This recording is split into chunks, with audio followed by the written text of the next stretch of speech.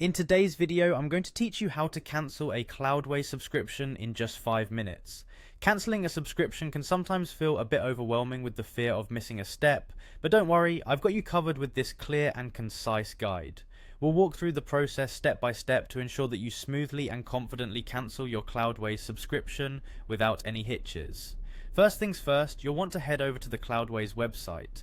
This is your starting point where we'll log in and access the necessary settings to update your account status. Simply open your preferred web browser and type in Cloudways' official URL. The homepage is typically sleek and user-friendly, directing you right to the login interface you need. Once there, look for the login option. You should see a login button. Click on that and you'll be prompted to enter your account credentials. Make sure you've got your login details handy. If you've forgotten your password, there's usually an option to reset it. After successfully logging in, you'll find yourself on the Cloudways dashboard. This dashboard is your control center where all your cloud servers and account settings are easily accessible.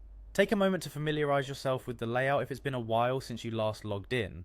On the dashboard, direct your attention toward your profile icon. This is generally located in the top corner of the screen.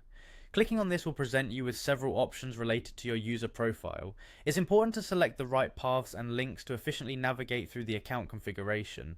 Next, click on My Account. Here is where you can manage all aspects of your subscription. Make sure to review the options available, but for now our focus is on cancellation, so let's proceed with that. Now within the My Account section, you should see an option to cancel my account.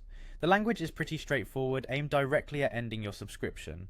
Clicking this option will often lead you to a confirmation page where you must confirm your decision to cancel. Be sure to read any prompts or messages that may appear, as they can provide valuable information about what happens next once the account cancellation is processed.